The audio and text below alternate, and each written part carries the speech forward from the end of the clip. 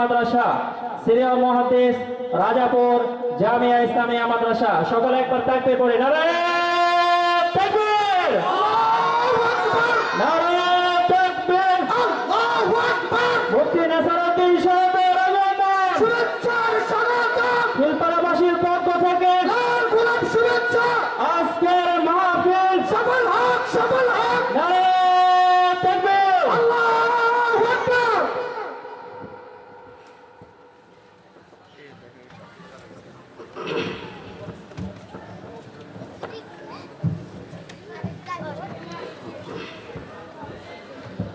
السلام عليكم ورحمة الله وبركاته.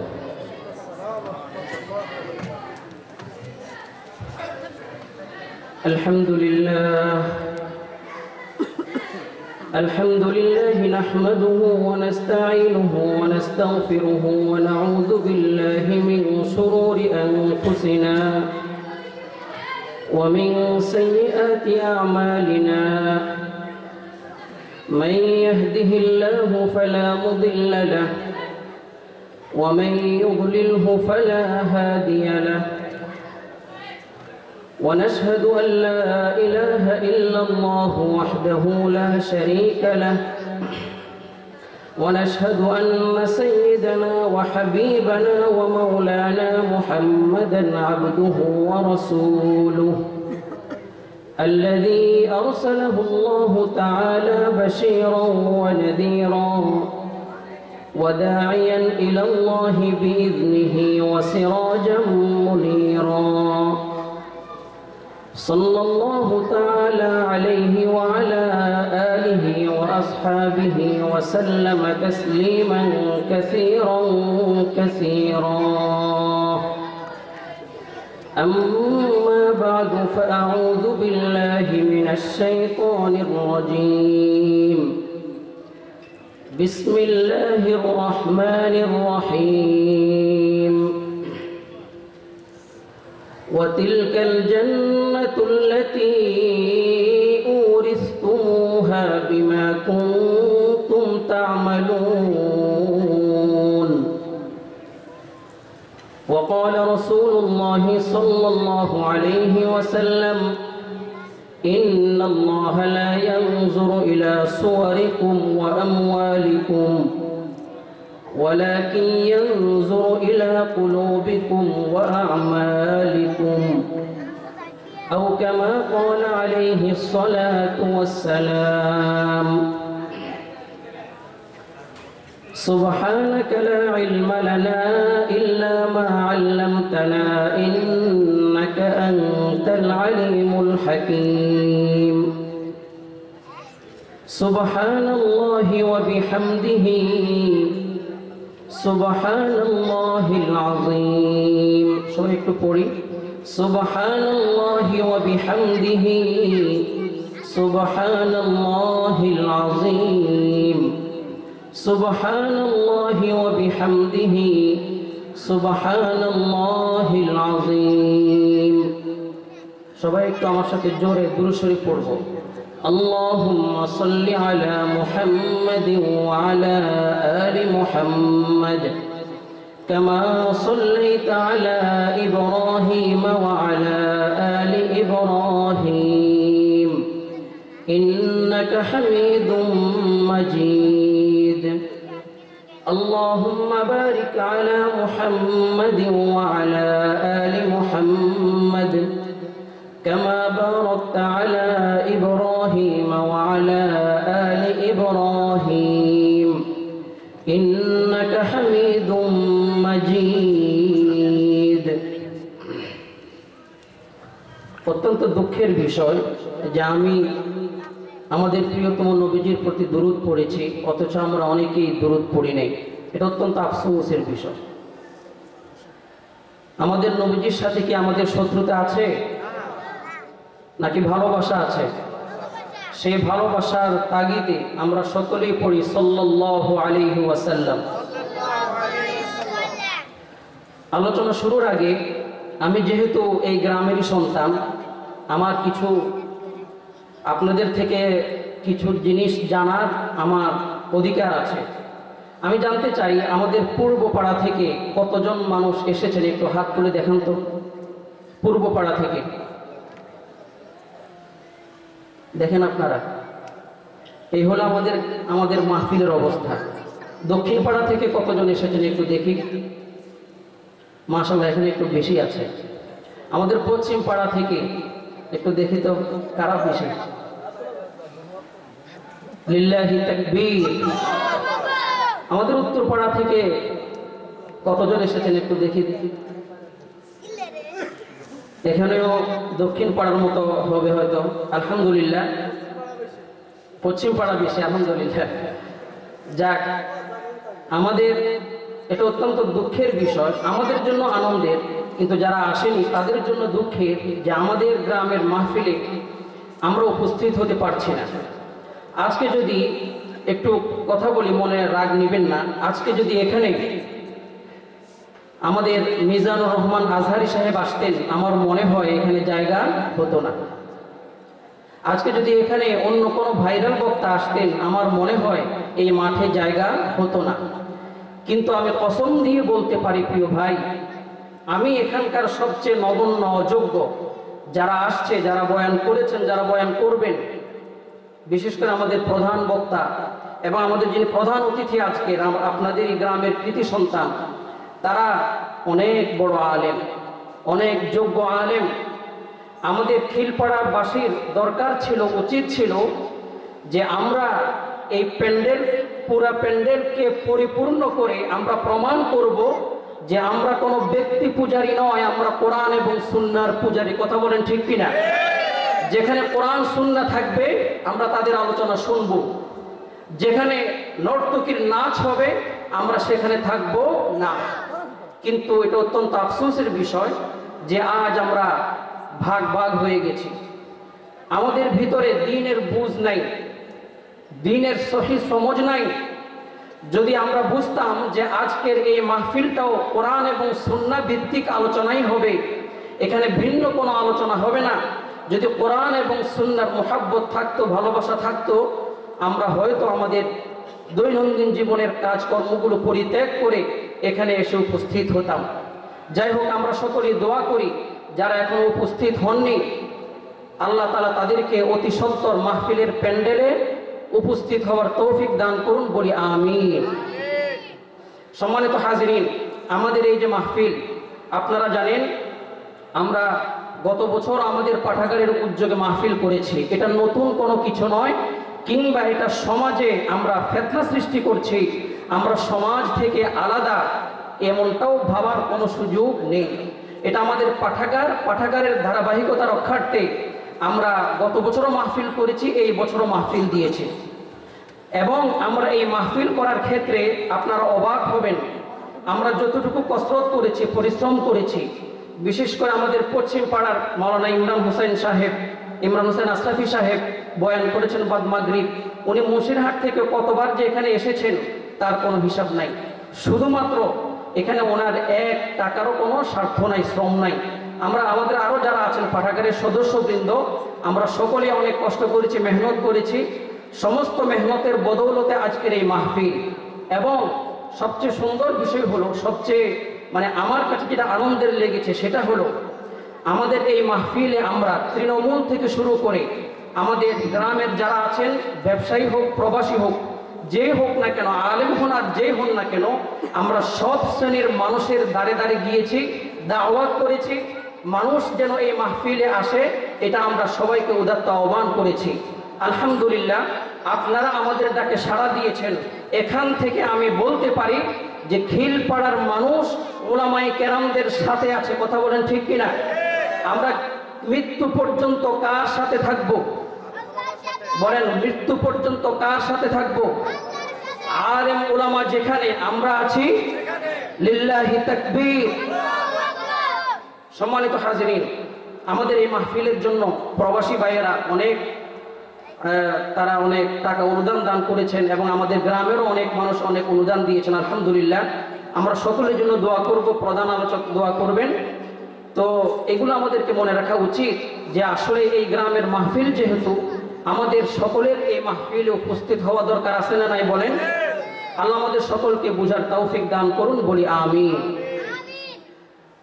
সম্মানিত হাজিরিন, অনেকে বলতে পারেন যে মাহফিলগুলো আমাদের গ্রামে আরো মাহফিল হয়েছে, আজকে যে মাহফিল হলো এতগুলো মাহফিল হওয়ার লাভটা কি, ফায়দা কি, কেন আসবো? অনেকে বিরক্ত বোধ করে। অনেকে প্রশ্নও তুলেছেন যে গ্রামে দুইটা মাহফিল হওয়ার পর আবার এই মাহফিলের কি প্রয়োজন ছিল।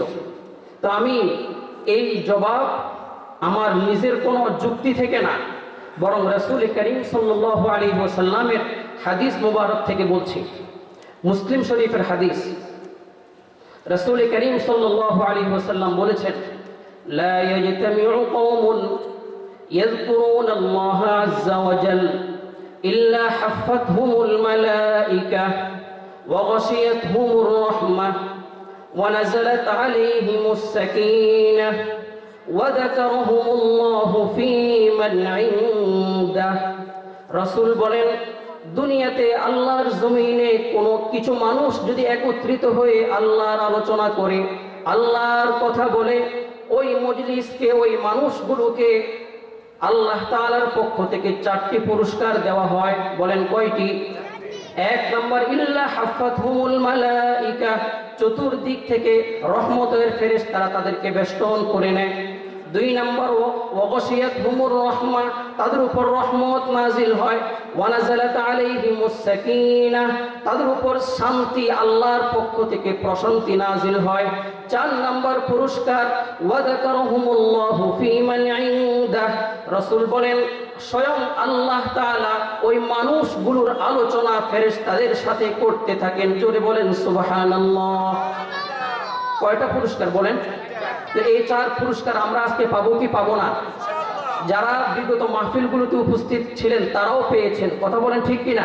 তো আজকে মাহফিল, এখানে যদি আমরা উপস্থিত হই সেটাও আমরা পাবো কি পাবো না?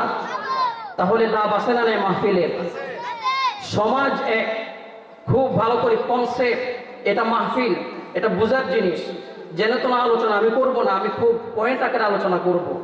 আমরা বলি আমাদের সমাজ এক, আমরা খিলপাড়া মানুষ, খিলপাড়ার মানুষ এক সমাজ। এক সমাজের ব্যাখ্যা কি? এক সমাজ কাকে বলে? এক সমাজের ব্যাখ্যা মাহফিল 2-4টা হলে সমাজ ভিন্ন হয়ে গেছে এমনটা নয়, বরং এক সমাজ, এটার অর্থ হলো আমরা যত খিলপাড়ার মানুষ আছি আমরা সকলেই পরকীয়ার বিরুদ্ধে এক সমাজ। কথা বলেন ঠিক কিনা? সমাজের যত চোর আছে, বাটপার আছে, দুর্নীতিবাদ আছে, তাদের বিরুদ্ধে আমরা এক। সমাজের যারা মাদকাসক্ত, যারা মদ, গাঁজা, পেন্সিলিন নিয়ে ব্যস্ত, আমরা তাদের বিরুদ্ধে, সবাই বলেন আমরা তাদের বিরুদ্ধে এক। মানে এক কথায় সমাজের যত অনাচার হয়, অত্যাচার হয়, জুলুম হয়, সমাজের যত গুনাহ হয়, যত অন্যায় হয়, আমরা মুসলমানরা, আমাদের এই খিলপাড়ার মানুষ সমস্ত অন্যায়ের বিরুদ্ধে এক থাকবে। কথা বলেন ঠিক কিনা? সমাজ এক হওয়ার অর্থ হলো এইটা যে আমরা সমস্ত খিলপাড়ার মানুষগুলো এক হয়ে বলবো, মাদককে বলবো নো, মাদক চলবে না। কথা বলেন ঠিক কিনা? আমরা সমস্ত মানুষ এক হয়ে বলবো ডাকাতি চলবে না, বাটপাড়ি চলবে না, আমাদের গ্রামে পরকীয়া চলতে পারবে না। এটার বিরুদ্ধে এক হওয়া মানে হলো সমাজ এক আছে। বলবেন যে হুজুর কোত্থেকে বলছেন? তো কোরআনুল কারীমের সূরাতুল মাইদাতে আল্লাহ তাআলা বলেন, তাআওয়ানু আলাল বিররি ওয়াত তাকওয়া ওয়ালা তাআওয়ানু আলাল ইসমি ওয়াল উদওয়ান। আল্লাহ তাআলা বলেন, ও দুনিয়ার মানুষ, তোমরা নেক এবং তাকওয়ার কাজে একে অপরকে সহযোগিতা করো। এই যে আমরা মাহফিল করলাম, নেকের কাজ না বদের কাজ? তাহলে এই মাহফিলকে সহযোগিতা করার কথা আল্লাহ বলছেন। আর ওয়ালা তাআওয়ানু আলাল ইসমি ওয়াল উদওয়ান, আর সাবধান প্রিয় মানুষ, আল্লাহ তাআলা বলতেছেন হে মানুষ সাবধান, গুনাহ এবং সীমা লঙ্ঘন, গুনাহ এবং জুলুম, এটার বিরুদ্ধে একে অপরকে সহযোগিতা করতে পারবা না। পারা যাবে? কথা বলেন, করা যাবে না। এজন্য প্রিয় হাজিরিন, আমরা খিলপাড়ার মানুষ সমস্ত অন্যায়ের বিরুদ্ধে, বলেন সবাই, সমস্ত অন্যায়ের বিরুদ্ধে এক, মাদকের বিরুদ্ধে, দুর্নীতির বিরুদ্ধে এক। আল্লাহ তাআলা আমাদের সকলকে সমস্ত অন্যায়ের বিরুদ্ধে এক এবং নেক হয়ে কাজ করার তৌফিক দান করুন, বলি আমিন। সম্মানিত হাজিরিন, আমি আমার আলোচনায় চলে যাচ্ছি। আমার আলোচনার বিষয় দুইটা দেওয়া হয়েছে, একটা হচ্ছে রমজানের ফাজাইল আর আরেকটি হচ্ছে রমজানের মাসাইল। আমরা আগে রমজানের যে ফাজাইল আছে আমরা সেখান থেকে আলোচনা করব। খুব গভীর মনোযোগ দিয়ে শুনবেন। দুনিয়ার জীবনে যদি কেউ বিপদে পড়ে মানুষ তাকে কি করে? সাহায্য করে কি করে না? একজনের ঘর ভেঙে গেছে, কোনো প্রবাসী ভাই তিনি দয়া করে মায়া করে তার ঘর বানিয়ে দিতে পারেন। একজনের রক্ত লাগবে, আরেকজন ভাই তাকে রক্ত দিয়ে কি করতে পারেন? হেল্প করতে পারেন। কিন্তু সম্মানিত হাজিরিন, আমাদের সকলকে বুঝতে হবে কিয়ামতের ময়দানে পরকালীন জিন্দেগিতে কেউ কাউকে সাহায্য করতে পারবে না।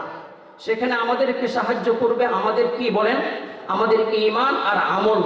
খুব ভালো করে বুঝে থাকলে বলেন তো, পরকালে আমাদের কাজে আসবে কে? দুইটা জিনিস, ঈমান আর নেক আমল। ঈমান আর কি বলেন? নেক আমল। সেখানে দুলেভাই চলবে, মামু খালু চলবে, দল চলবে, দলের নেতা, দলের নেত্রী।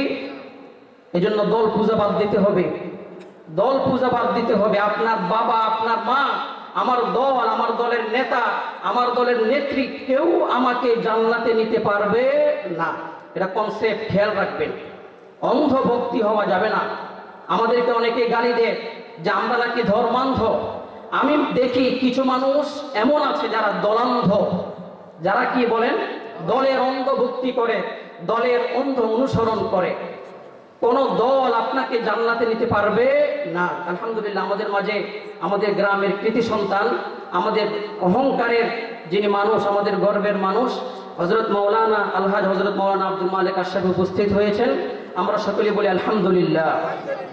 আমার দিকে মনোযোগ দেন সম্মানিত হাজিরিন, প্রিয় হাজিরিন। তাহলে দল ভর্তি করা যাবে না, দল আপনাকে জান্নাতে নিবে না, বরং কোন কোন দলের নেতা নেত্রী আপনাকে জাহান্নামে নিতে পারে। বলেন কোথায় নিতে পারে? জাহান্নামে। প্রমাণ কি? প্রমাণ হলো কুরআনুল কারীমে আল্লাহ তাআলা বলেছেন, وقالوا ربنا إنا أطعنا سادتنا وكبراءنا فأضلونا السبيلا। কুরআনুল কারীমে আল্লাহ তাআলা কাফেরদের বক্তব্য তুলে ধরেছেন। যে সমস্ত কাফেররা তাদের লিডারদের, সরদারদের অনুসরণ করত, কিয়ামতের ময়দানে আল্লাহ তাআলা জাহান্নামে যখন তাদেরকে দিবেন, ওই অনুসৃতরা, কর্মী যারা আছে, কর্মীরা নেতাকে বলবে, নেতাকে সম্বোধন করে বলবে আল্লাহ তাআলার কাছে, হো আমার আল্লাহ, দুনিয়ার জিন্দেগিতে আজকে আপনি যে আমাকে জাহান্নামে ফেলেছেন, আমার কোনো অপরাধ নাই, আমার কোনো অন্যায় নাই। কেন অন্যায় নাই? কি বলবা তুমি? তোমার যুক্তি কি? তখন ওই কর্মী বলবে, আমি আমার নেতার অনুসরণ করেছি, নেতা বলেছে আলেমদেরকে জেলে দাও, আলেমকে জেল দিয়েছি। নেতা বলেছে জঙ্গি নাটক সাজিয়ে আলেমকে আয়নাগরে বন্দি করো, আমি সেটাই করেছি, এজন্য আমাদের কোনো দোষ নাই, আপনি আমাদেরকে জাহান্নাম থেকে বের করে দেন। কথা কি বুঝতেছেন? নেতা এটা বলেছে, আমরা সেটা করেছি। আমরা কর্মী, আমাদের কোনো দোষ নাই, আপনি আমাদেরকে জাহান্নামে কেন দিলেন? তখন আল্লাহ তাআলা কি বলবেন জানেন? আল্লাহ বলবেন, তোমাদের কি আমি বিবেক দিই নাই? তোমাদের বিবেকে কি পচন ধরেছে না কুত্তা পেশাব করেছে যে তোমার নেতা বলেছে আলেমদের বিরুদ্ধে যেতে, তোমার নেত্রী বলেছে আলেমদেরকে আয়না ঘরে বন্দি করতে, এজন্য তুমি বন্দি করবা? তোমার নেতা বলেছে 5 আগস্টে ছাত্রদের উপর গুলি করে হত্যা করবে, তাই তুমি সেটা করে দিবা? তোমার কি কোনো কমন সেন্স নাই? একটা নিরীহ নিরপরাধ মানুষকে হত্যা করার যে ভয়াবহতা, এটা কি তুমি পুলিশ ভাই, তুমি কি জানো না? তুমি কি কচুসরা খাও নাকি? আল্লাহ তাআলা জিজ্ঞাসা করবে। আপনার নেতা আপনাকে আদেশ করেছেন, আর আপনি সেখানে গুলি মেরে দিবেন, গুলি মেরে হত্যা করবেন, এই কমন সেন্স যদি আপনার না থাকে, আপনি কি জবাব দিবেন বলেন? এজন্য প্রিয় হাজিরিন, দলের নেতা, দলের নেত্রী আপনাকে জাহান্নামে নিতে পারে, জান্নাতে নিতে পারবে না। কুরআনুল কারীমে আল্লাহ তাআলা বলেছেন, সূরা বনী ইসরাঈলে আল্লাহ তাআলা বলেন, ওয়ালা তাজিরু ওয়াজিরাতু উযরা উখরা। আল্লাহ তাআলা বলেন, কিয়ামতের ময়দানে কোনো ভার বহনকারী আরেকজনের গুনার ভার বহন করবে না। বাবা ছেলের গুনাহের ভার বহন করবে না, ছেলে বাবার গুনাহের ভার বহন করবে না, দুলাভাই তার শালার গুনাহের ভার বহন করবে না, কেউ কারো গুনাহের ভার বহন করবে না, বরং সকলে বলতে থাকবে ইয়া নাফসি ইয়া নাফসি। ঠিক কিনা বলেন? সকলে কি বলবে? ইয়া নাফসি ইয়া নাফসি, আমাকে বাঁচাতে হবে, হায় আজ আমার কি হবে, হায় আজ আমার কি হবে। সকলে ইয়া নাফসি করতে থাকবে। এজন্য কনসেপ্ট খেয়াল রাখবেন যে দুনিয়ার জিন্দেগিতে হয়তো আপনার দল আপনাকে ঘর বানিয়ে দিতে পারে, কিন্তু পরকালীন জিন্দেগিতে কোনো দলের নেতা নেত্রী আপনাকে জান্নাত দিতে পারে না, বরং আপনার আমল আপনাকে জান্নাত দিবে। কুরআনুল কারীমে আল্লাহ তাআলা বলেছেন ওয়াতিলকাল জান্নাতুল্লাতী উরিসতুমুহা বিমা কুনতুম তা'মালুন। আল্লাহ তাআলা বলেন ওই জান্নাত, যে জান্নাতের মালিকানা তোমাদেরকে দেওয়া হবে, এটা হলো একমাত্র তোমাদের আমলের কারণে। বলেন কিসের কারণে? আরো জোরে বলেন কিসের কারণে? একমাত্র তোমাদের আমল তোমাদেরকে জান্নাতে নিয়ে যাবে, অন্য কোনো জিনিস নয়। মুসলিম শরীফের হাদিসে আছে, রাসূল বলেন ইন্নাল্লাহা লা ইয়ানজুরু ইলা সুওয়ারিকুম ওয়া আমওয়ালিকুম।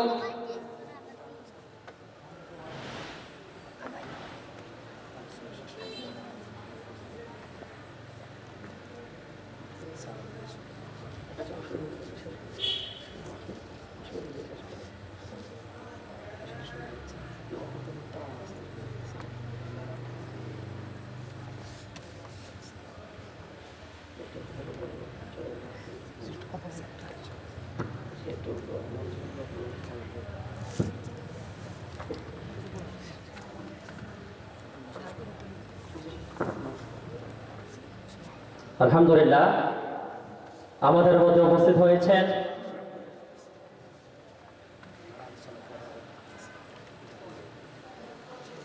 আজকের এই মাহফিলের সম্মানিত প্রধান অতিথি, আমাদের গ্রামের গর্ব জনাব আলহাজ হযরত মাওলানা আব্দুল মালিক আশরাফি সাহেব।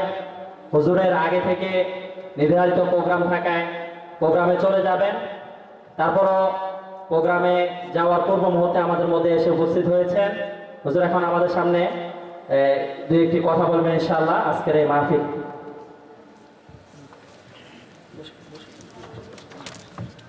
আসসালামু আলাইকুম রহমতুল্লাহি তাআলা ওয়া বারাকাতুহু। ওয়ালাইকুম আসসালাম। আলহামদুলিল্লাহি রাব্বিল আলামিন ওয়াল আকিবাতু লিল মুত্তাকিন ওয়াস সালাতু আলা আশরাফিল আমবিয়া ওয়াল মুরসালিন ওয়া আলা আলিহি ওয়া সাহবিহি আজমাইন।